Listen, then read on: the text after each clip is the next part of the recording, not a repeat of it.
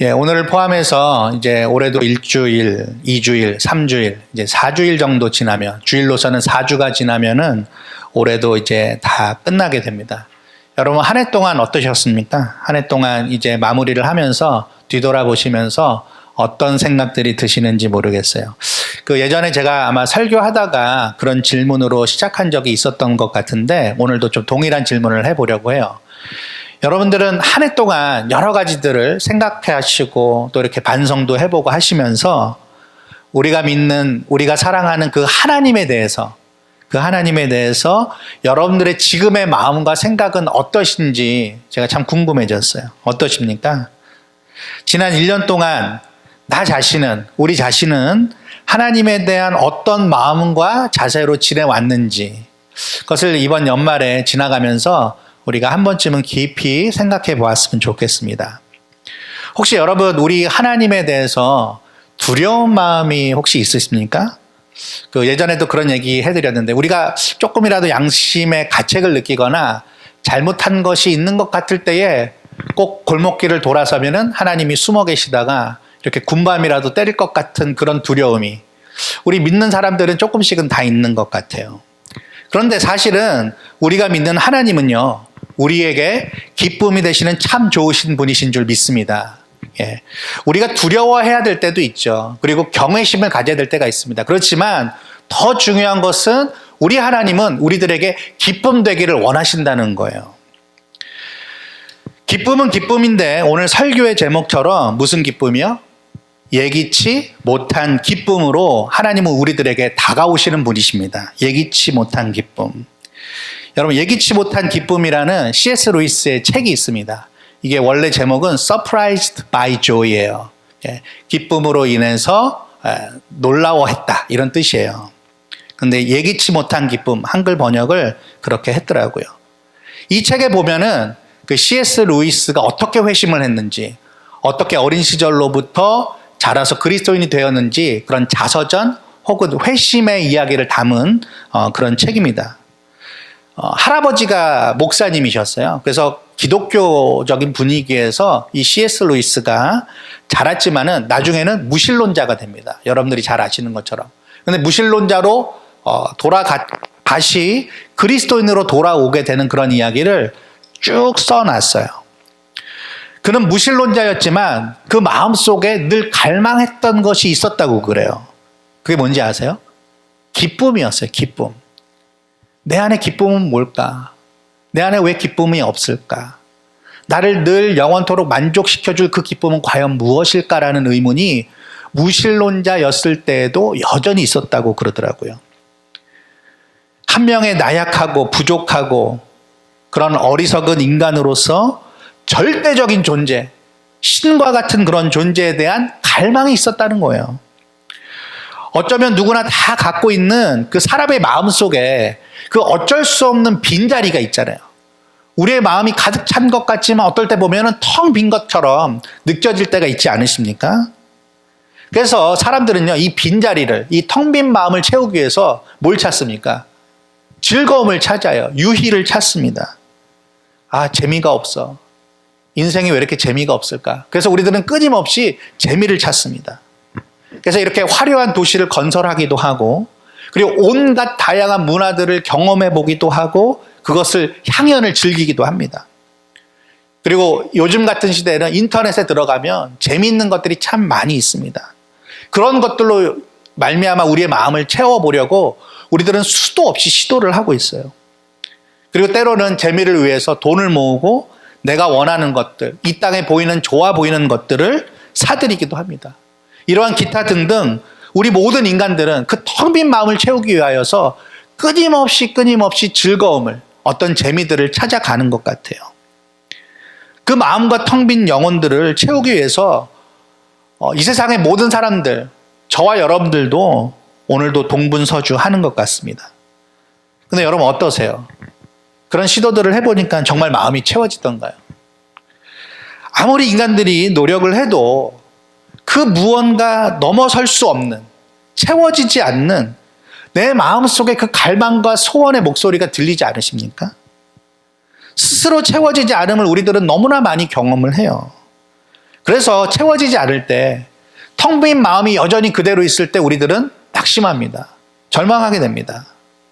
근데 오늘 본문에 보니까는 전혀 예기치 못했던 그 기쁨, 생각지도 그리고 상상하지도 꿈에 그려보지도 못했던 기쁨을 아무 조건 없이 받게 된 자들이 등장을 해요. 그게 누구입니까? 오늘 본문에? 누구예요? 8절에 보면 누가 등장하죠? 목자들이에요. 목자들. 먼저 이 목자들이 누구인지에 대해서 좀 설명을 드릴 필요가 있을 것 같아요. 그때에 한 2000년 전에 예수님이 오시기 바로 직전에 그 유대 땅에 목자로 살았던 사람들은요, 참 어려운 사람들이었어요. 특별히 이곳은 어디였습니까? 이 지역이 베들레헴이었습니다. 베들레헴이 예루살렘과 가깝긴 했지만 해발도 굉장히 높고 그래서 굉장히 척박한 곳이었습니다. 다윗의 고향이기도 했지만 아주 작은 동네에 불과했어요. 그런데 그곳에서 목자들이 늦은 밤까지 밖에서 들이나 광야에서였겠죠. 자기의 양떼를 지키고 있었어요. 여러분, 뭘 위해서 그렇게 했을까요? 여기서 자기 양떼가 자기의 소유라는 뜻이 아닙니다. 자기가 맡았던, 누군가가 맡겨서 맡았던 그 양떼를 밤에, 그것도 밖에서 돌보고 있었습니다. 분명히 어려운 생계를 메꾸고자 그렇게 했을 거예요. 여기에 나와 있는 이 목자들은요, 어린 목동을 가리킵니다. 사회적으로 아주 낮은 계급의 사람들을 가리켜요. 그래서 소외당하고 무시당했던 사람들입니다. 그런 걸 생각하면 어떤 분들은 아마도 이 목자들의 신세가 나와 별로 다르지 않구나, 그런 생각을 하시는 분들이 있을지도 모르겠습니다. 그런데 아무도 거들떠보지 않는 이 사람들에게 누가 나타났습니까? 9절에 보니까 주의 사자가 나타났어요. 메신저, 엔젤이 나타난 거예요. 10절과 15절에 보니까 천사라고 기록되어 있습니다. 아마도 가브리엘이 아니었을까 싶어요. 우리가 지난주에도 살펴본 것처럼. 그런데 이 나타난 천사는 메신저, 소식을 전하는 자였는데 이 목자들에게 무슨 소식을 전했습니까? 자, 10절부터 그 이야기가 나옵니다. 그 내용이 나와요. 자, 10절 같이 읽어보겠습니다. 시작. 천사가 이르되 무서워하지 말라. 보라, 내가 온 백성에게 미칠 큰 기쁨의 좋은 소식을 너희에게 전하노라. 아직 구체적인 내용은 밝히진 않았지만 일단 주제는 뭐예요? 큰 기쁨의 좋은 소식. 이것을 천사들이 그 목자들에게, 어려운 상황 가운데 있는 그 목자들에게 전해주려고 했다는 거예요. 여러분, 그 목자들 역시 매일 반복되는 일상을 살았을 거예요. 참 지겨웠을 거예요. 그리고 생계를 위해서 아주 박봉에 쪼들리는 생활을 했을 것입니다. 그리고 아무도 알아주지 않고 그닥 재미도 없고 별 즐거움도 없는 그런 삶을 살고 있었는데 갑자기 어느 날 밤에 평범한 삶을 살고 있었는데 천사가 나타난 것이었습니다. 저 높은 하늘의 천사가 낮고 낮은 자신들에게 나타났던 것이죠. 게다가 그냥 나타난 게 아니라 큰 기쁨의 좋은 소식, 굿뉴스를 가지고, 복음을 가지고 나타났던 것이죠. 자, 그 구체적인 내용이 11절에 나옵니다. 큰 기쁨의 좋은 소식이 무엇인지 11절 같이 읽어볼까요? 시작. 오늘 다윗의 동네에 너희를 위하여 구주가 나셨으니 곧 그리스도 주시니라. 여러분, 그 큰 기쁨의 좋은 소식이라는 게 뭐였어요? 다름 아닌 구주에 대한 이야기였어요. 그리스도, 메시아에 대한 소식이었습니다. 여러분, 아무리 목동이라고 할지라도 이스라엘 사람들이라면 누구나가 다 뭘 바랬습니까? 메시아를 바랬어요. 메시아가 오길 바랬습니다. 사람에게 구원과 그 구원으로 인한 기쁨을 가져다 주시는 분, 그분이 나타나셨다고 천사가 이야기해주고 있던 거예요. 이미 너희들 곁에 오셨다. 그 이야기를, 그 소식을 전해줬던 것입니다. 그런데 아마도 상상을 해보건대 이 목자들이 이 대목에서 이게 무슨 소린가 했었을 것 같아요. 왜냐하면 다윗의 동네라는 건 참 좋은 거잖아요. 왜냐하면 이스라엘 백성들은 그 당시에 제2의 다윗 왕을 원했습니다. 그 다윗 왕을 기다려왔기 때문에 다시금 그 다윗의 시대를 누리고 싶었기 때문에 좀 의아했을 거예요. 구주? 근데 구주가 나셨다고? 그럼 아기로 태어났다라는 이야기인데 이런 생각을 했을 거예요. 그런 생각을 하는 찰나에 12절에 보니까 천사가 계속해서 이야기를 해줍니다. 뭐라고 이야기를 해주죠? 표적을 보여주겠다. 그 표적이 뭡니까? 강보에 쌓여서 구유에 놓인 아기를 너희들이 보게 될 것이다 라는 그 표적을 이야기해 주고 있습니다. 이 표적이라는 것은요, 어떤 의미 있는 증거를 가리키는 거예요. 자, 이 한 아기에 대한 소식이었는데 그 아기에 대한 상황을 다시 한번 우리가 살펴보면 천사가 뭐라고 묘사를 하죠? 강보에 쌓였습니다. 그리고 구유에 뉘어 있습니다. 여러분, 강보는요, 이렇게 막 좋은 무슨 이렇게 어부바 할 수 있는 무슨 기구가 아니었어요. 허접한 포대기에 불과했습니다. 여러분, 구유는 뭡니까? 우리가 너무 멋진 그림들만 봐가지고 예수님이 굉장히 좋고 아름답고 깨끗한 곳에서 태어났다라고 생각을 하시는데 그게 절대 아니었어요. 이 구유는 여물통에 불과했습니다. 가축들이 먹는 밥그릇에 불과했어요. 여기 밥그릇 위에서 태어나신 분 계시나요? 아무도 없으시잖아요. 근데 우리 예수님은 구주라 불리우시는 그분은요, 가축의 밥통 위에 태어나셨어요. 그 초라하고 누추한 곳에 구주가 나셨다는 것, 메시아 다윗 왕과 같은 왕이 나셨다는 거예요. 근데 증거를 주긴 했지만 여전히 목자들의 입장에서는 이상했을 것입니다. 그런데 이런 생각을 할 겨를도 없이 목자들에게 보이고 들리는 것이 있었어요. 그게 뭐예요? 13절과 14절에 있는 거예요. 우리 13절, 14절 다시 한번 읽어보실까요? 시작. 호련히 수많은 천군이 그 천사들과 함께 하나님을 찬송하여 이르되 지극히 높은 곳에서는 하나님께 영광이요 땅에서는 하나님이 기뻐하신 사람들 중에 평화로다 하니라. 이상한 생각을 할 겨를도 없이 갑자기 수많은 천군 천사가 나타나서 어떠한 노래를 부릅니다. 목자들이 처음 경험했던 것이에요. 그 찬송 소리의 내용이 무엇이었습니까? 지극히 높은 곳에서는 하나님께 영광이요 땅에서는 하나님이 기뻐하신 사람들 중에 평화로다. 전에 들어보지 못했던 거예요. 아마 이런 천군 천사의 찬송 소리를 듣고 사실이겠구나. 그 천사가 전해 준 것이 비록 우리의 이성으로는, 우리의 생각으로는 이해는 되진 않지만 이러한 찬송 소리를 들으니, 이러한 천군 천사의 모습을 보니 정말 메시아가 난 것이 아닌가 생각하고 달려갔을 거예요. 여러분, 이 천사의 이 찬송의 내용은 지극히 높은 곳에서는 하나님께 영광이요 땅에서는 기뻐하심을 입은 사람들 중에 평화로다 하는 이 내용은요, 비록 그 아기가 강보에 쌓여서 구유에 누여 있지만 이 아기는 보통의 존재가 아님을 알려주는 거예요. 이 아기가 과연 어떠한 존재이며 어떠한 역할을 하게 될 분인지를 이 천사의 찬송을 통해서 우리가 암시를 받을 수 있습니다. 자, 그래서 우리가 읽지는 않았지만 그 후에 15절 이하에 보니까 어떻게 됩니까? 이 목자들이 이제 천사가 하늘로 떠나가자마자 베들레헴으로 가서 확인해 보려고 합니다. 그 천사의 들은 말대로 실천하기 시작해요. 자, 그리고 16절에 가니까는 그들이 빨리 가서 마리아와 요셉과 구유에 누인 아기를 찾았어요.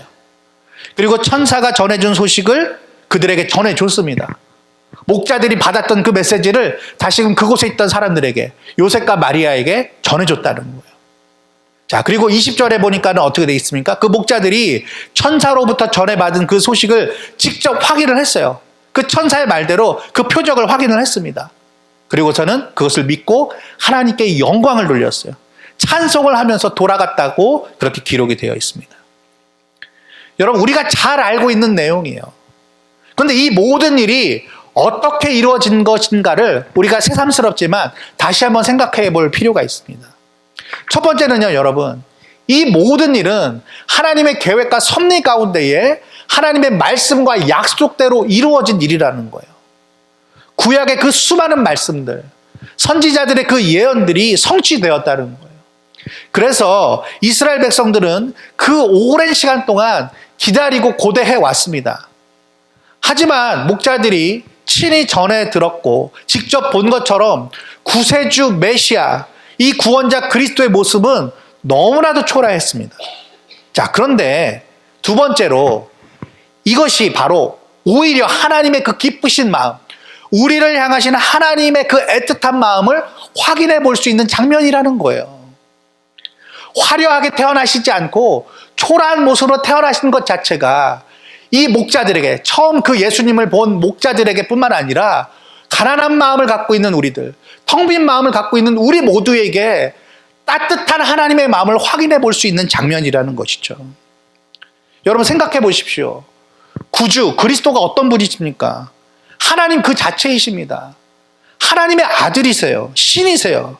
그런데 그 고귀하신 분이 이 세상 가운데로 찾아오셨다는 거예요.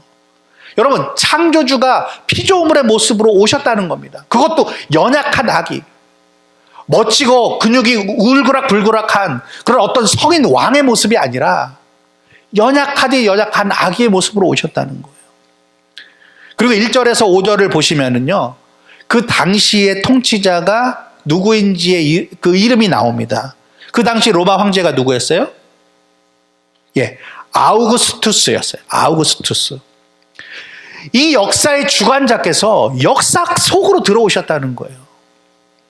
역사를 주관하시고 다스리시고 이것을 조정하셔야 될 분이 그 역사 안에 갇혀서 제약도 받으실 수 있고 한계에 다다르실 수 있는 그런 모습 가운데로 뛰어드셨다는 거예요.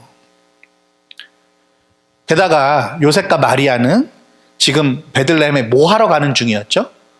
호적을 하러 가는 중이었어요. 마리아가 임신 중이었습니다. 성령으로 잉태된 것이었죠. 그래서 요셉의 고향 베들레헴에 함께 도착을 했습니다. 그리고 얼마 지 않아 이 예수를 낳게 되었어요. 그렇다면 이 아기 예수도 분명히 뭘 해야 돼요? 그 부모와 함께 호적을 해야 되겠죠. 호적 등록을 해야 될 거예요.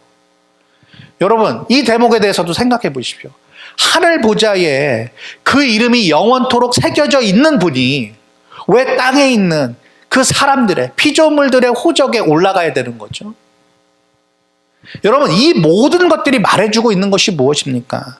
그것은 다름 아닌 오늘 다윗의 동네에 너희를 위하여 구주가 나셨으니 곧 그리스도 주시니라.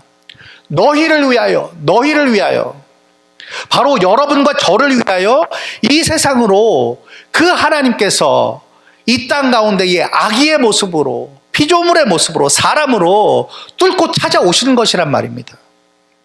왜 그렇죠?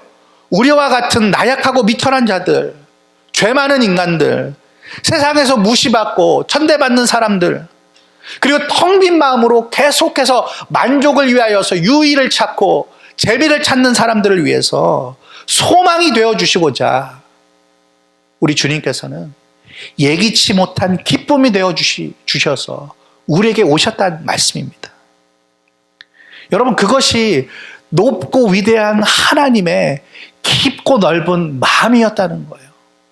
그래서 우리가 믿는 예수를 생각할 때에, 그 예수님을 생각할 때에, 하나님 아버지께서 나와 같은 죄인을 그와 같이 생각하셨구나라는 감격이 우리 속에서 올라올 수밖에 없는 것이죠. 그렇게 하나님은 이 세상에 대한 하나님 당신의 마음을 구유에 누이신 그 아기 예수에 대한 소식을 누구에게요? 목자들에게, 그 천하고 참으로 천대받고 외롭고 힘들어하는 그들에게 전해주심으로써 그 하나님 당신의 마음을 보여주셨다는 거예요. 여러분, 무엇을 위해 하나님이 그렇게 하셨습니까? 우리가 매번 나누지만 그 아들을 우리를 대신하여 십자가에 죽게 하시려고 그렇게 하셨다는 거예요. 무엇을 위해서 하나님께서 아무것도 필요 없으신 스스로 만족되시는 그 하나님께서 도대체 무슨 이유 때문에 자신의 그 귀한 아들을, 그것도 독생하신 그 아들을, 그 하나밖에 없는 아들을 왜 연약한 아기의 모습으로 누추한 곳에 태어나게 하셨는가? 우리는 생각하고 또 생각해야 합니다. 십자가에서 그를 죽이시기 위해 그랬다는 거예요. 여러분, 이 세상에 어떤 부모가 자식을 낳을 때 죽이기 위해 낳습니까? 그런 부모는 아무도 없습니다. 그런데 하나님께서는요, 그 아들을 이 땅에 보내신 이유, 이 땅에 아기로 태어나게 하신 이유가 죽이기 위함이었다는 거예요. 그 예수님이 우리의 모든 죄악을 담당하셔서 우리를 대신해서 그렇게 죽어야만 죄인들이 받을 그 하나님의 무서운 심판을 면할 수 있기 때문에 그렇게 하셨다는 거예요.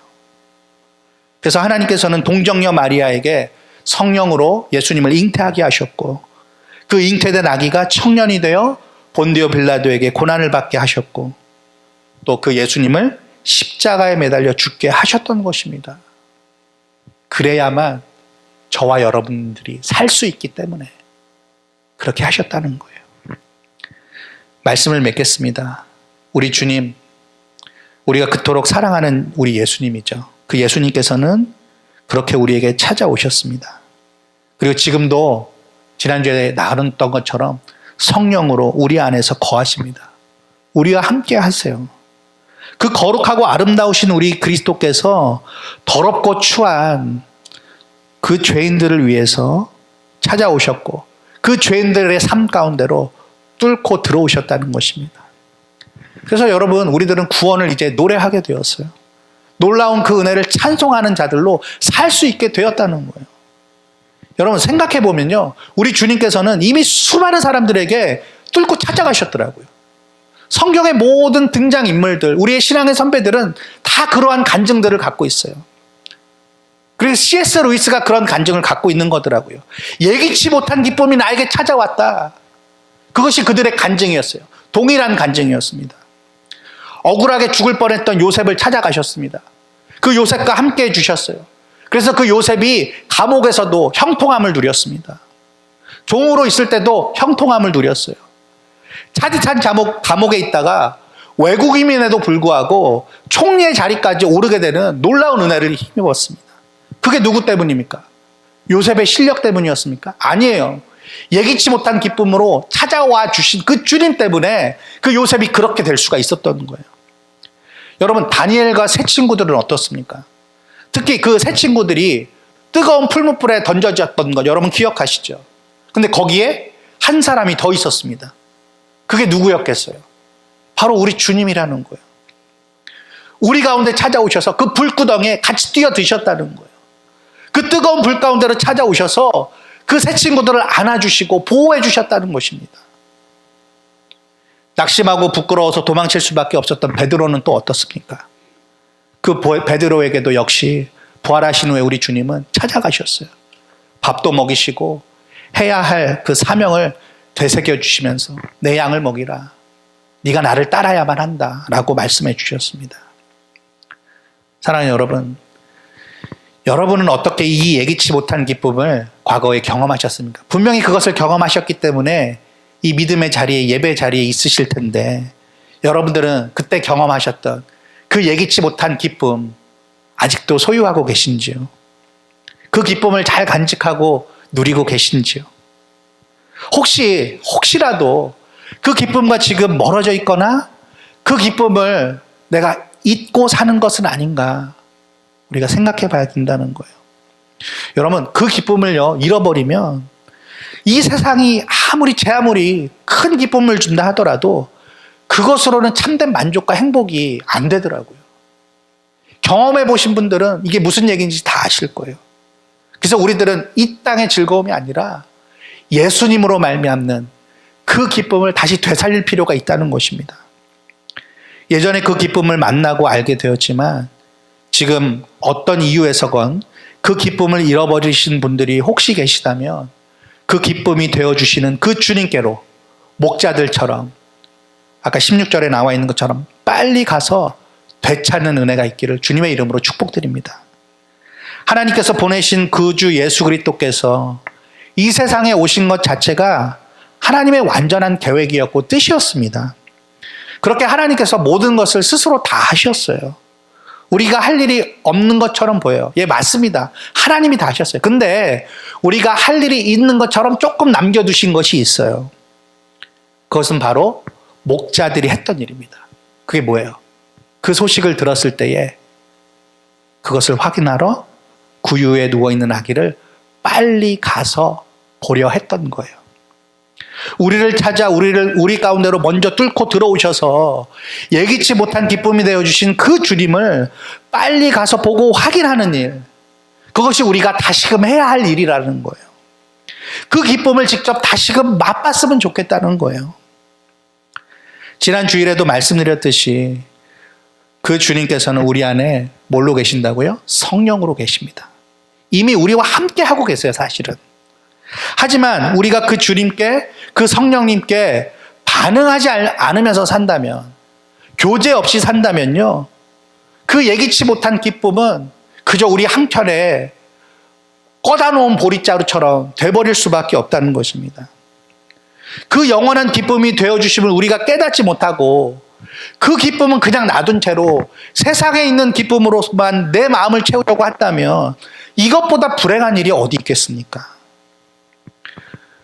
오늘은 대강절 둘째 주일입니다. 오늘 말씀을 통해서 주님께서 여러분들의 마음을 두드리고 계심을 느끼신다면 여러분 주저없이 그 문을 여시고 주님을 맞아들이시고 기쁨으로 충만한 삶을 누리시기를 주님의 이름으로 진심으로 축복드립니다. 예기치 못한 기쁨으로 나에게 찾아와 주신 그 주님을 마음 한구석에 그냥 두지 마시고 그분과 깊이 교제하며 이 성탄을 우리가 기다리며 맞이하면서 다시금 주님께서 이미 우리에게 주셨던 예기치 못한 그 기쁨은 영원한 기쁨이에요. 그 기쁨은 세상이 빼앗을 수 없는 기쁨입니다. 그 기쁨을 누리시는 이번 연말이 되시길 주님의 이름으로 축복드립니다.